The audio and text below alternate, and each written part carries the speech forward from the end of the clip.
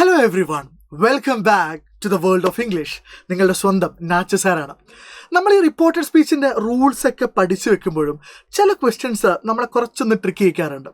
അതിലൊരു ക്വസ്റ്റ്യനാണ് ഈ പറകിലുള്ളത്. ഇത് നിങ്ങളുടെ മോഡൽ എക്സാമിന് ചോദിച്ച റിപ്പോർട്ടഡ് സ്പീച്ചിൻ്റെ ക്വസ്റ്റ്യനാണ്.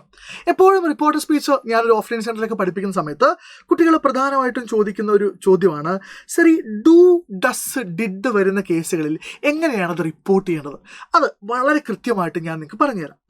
നോക്കൂ, എപ്പോഴും ഒരു റിപ്പോർട്ടഡ് സ്പീച്ച് ക്വസ്റ്റ്യനിൽ നമ്മളെ ചോദ്യം കിട്ടുന്ന സമയത്ത് ആദ്യം ഐഡൻറ്റിഫൈ ചെയ്യേണ്ടത് തന്നിരിക്കുന്നത് എന്ത് ടൈപ്പ് സെൻറ്റൻസ് ആണ്. ഫോർ ഇൻസ്റ്റൻസ്, ഇവിടെ തന്നിരിക്കുന്നത് ഒരു WH ക്വസ്റ്റ്യൻ ആണ്, ഇവിടെ തന്നിരിക്കുന്നത് ഒരു സ്റ്റേറ്റ്മെൻ്റ് ആണ്. ശരിയാണല്ലോ. അപ്പോൾ ഒരു WH ക്വസ്റ്റ്യനും ഒരു സ്റ്റേറ്റ്മെൻറ്റും റിപ്പോർട്ട് ചെയ്യാനാണ് നമ്മളോട് പറഞ്ഞത് എന്ന് ആദ്യം മനസ്സിലാക്കുക. കാരണം അപ്പോഴേ നമ്മൾ ഏത് ലിങ്കിങ് വേർഡ് ഉപയോഗിക്കണമെന്നൊക്കെ വൃത്തിയായിട്ട് നമുക്ക് ഓർമ്മയിൽ വരും. അപ്പം നമ്മൾ ഈ ക്വസ്റ്റ്യൻ എന്ത് ചെയ്യാൻ വേണ്ടി പോവാണ്? റിപ്പോർട്ട് ചെയ്യാൻ വേണ്ടി പോവാണ്. നോക്കിക്കോളേ, ഇവിടെ സ്റ്റെപ്പ് നമ്പർ 1 എന്ന് പറയുന്നത് ഹൂ ആസ്ക്ഡ് ഹും ആണ്. ആര് ആരോട് ചോദിക്കുന്നു എന്നുള്ളതാണ്. അപ്പം ഞാനിവിടെ എഴുതുന്നു എന്താണ്, mister student asked Teresa. Mister student asked Teresa. ഇതുവരെ കുഴപ്പമൊന്നുമില്ല. അടുത്തത് അപ്രോപ്രിയേറ്റ് ആയിട്ടുള്ള ലിങ്കിങ് വേർഡ് എഴുതുക എന്നുള്ളതാണ്. നമുക്ക് ആദ്യം റിപ്പോർട്ട് ചെയ്യാൻ തന്നിട്ടുള്ളത് ഒരു WH ക്വസ്റ്റ്യൻ ആണ്. WH ക്വസ്റ്റ്യൻ ആണ് നിങ്ങൾ റിപ്പോർട്ട് ചെയ്യുന്നതെങ്കിൽ അതിൻ്റെ ലിങ്കിങ് വേർഡ് അതേ WH ക്വസ്റ്റ്യൻ ആയിരിക്കും. ഇവിടെ ഹൂ ആണ് WH ക്വസ്റ്റ്യൻ. സോ ഞാൻ എന്ത് ചെയ്യുന്നു, ഞാൻ അതേ ഹൂ താഴേക്ക് എടുത്തെഴുതുന്നു. ഓക്കെ, അപ്പോൾ നമ്മുടെ ആൻസർ ഇങ്ങനെ തുടങ്ങും, mister student asked Teresa who. റെഡിയാണല്ലോ, പ്രശ്നമൊന്നുമില്ലല്ലോ. ഇല്ല, ലിങ്കിങ് വേർഡ് കഴിഞ്ഞ ഉടനെ നമ്മൾ സബ്ജക്റ്റ് എഴുതണം. അതാണ് അടുത്ത സ്റ്റെപ്പ്. ലിങ്കിങ് വേർഡ് കഴിഞ്ഞ ഉടനെ നമ്മൾ സബ്ജക്റ്റ് എഴുതണം. Who do you want to write to? നിങ്ങൾക്ക് ആർക്കാണ് എഴുതേണ്ടത്? നിങ്ങൾക്ക്, നിങ്ങളോടാണ് ചോദ്യം. അപ്പോൾ ഇവിടുത്തെ സബ്ജക്റ്റ് എന്ന് പറയുന്നത് യു ആണ്. ഇവിടുത്തെ സബ്ജക്റ്റ് ആരാണ്? യു ആണ്. ഓക്കെ, സോ യു എന്ന് അഡ്രസ്സ് ചെയ്യുന്നത് ആരെയാണ്? യു എന്ന് അഡ്രസ്സ് ചെയ്യുന്നത് തെരേസേനാണ്. അത് നിങ്ങൾ നോക്കണം. യു എന്ന് അഡ്രസ്സ് ചെയ്യുന്നത് ഒരു മെയിലിനെയാണോ ഫീമെയിലിനെയാണോ നോക്കുക. സോ ഇവിടെ തെരേസേനെയാണ് അഡ്രസ്സ് ചെയ്യുന്നത്. അപ്പോൾ യു എന്നുള്ളത് മാറിയിട്ട് എന്താവും? യു എന്നുള്ളത് മാറിയിട്ട് ഷീ ആവും. യു എന്നുള്ളത് മാറിയിട്ട് എന്താവും? ഷീ ആവും. ഇനിയാണ് പ്രശ്നം. അതായത് സർ, ഇവിടെ നമുക്ക് നോക്കൂ, ഞാനിത് ഈ സബ്ജക്റ്റ് എന്നൊക്കെ എഴുതി ഒന്ന് മാറ്റുവാണേ. ഇവിടെ നമുക്ക് നോക്കൂ, ഡു എന്ന് പറഞ്ഞ ഓക്സിലറി വേർബും വാണ്ട് എന്ന് പറഞ്ഞ മെയിൻ വേർബും ഉണ്ട്.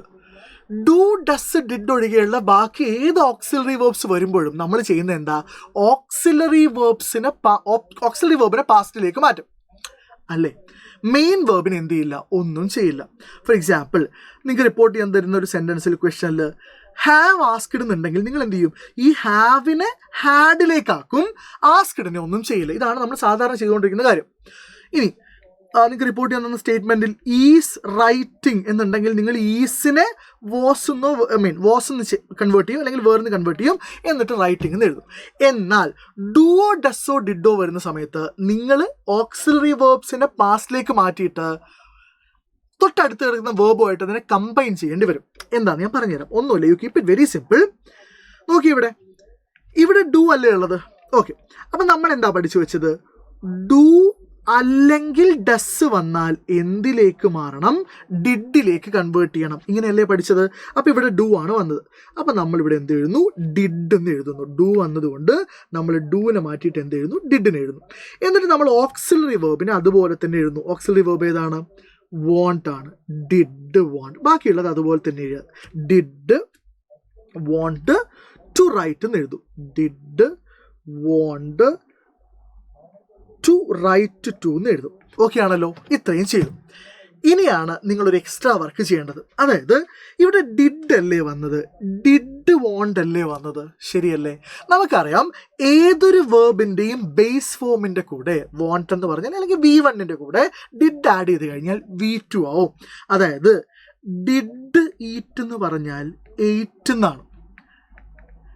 ഡിഡ് സി എന്ന് പറഞ്ഞാൽ സോ എന്നാണ്. അപ്പം അതുകൊണ്ട് ഈ ഡിഡ് വാണ്ടിനെ നിങ്ങൾ എന്ത് ചെയ്യണം?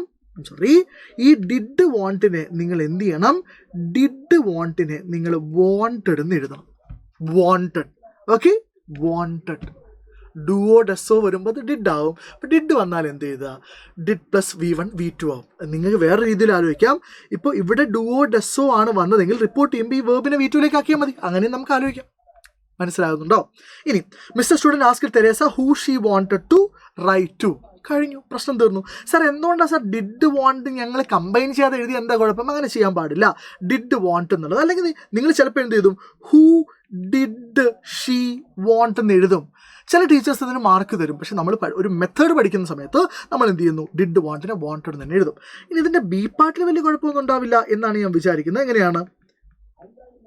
തെരേസ റിപ്ലൈഡ്, ലിങ്കിങ് വേർഡ് എന്താ?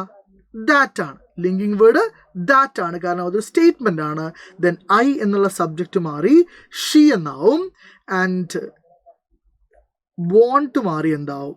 വാണ്ടഡ് ആവും. ബാക്കിയൊക്കെ അതുപോലെ തന്നെ. Wanted to write Boleslaw Kash put in the town on the Warsaw road. വേറൊരു മാറ്റം അവിടെ വരില്ല.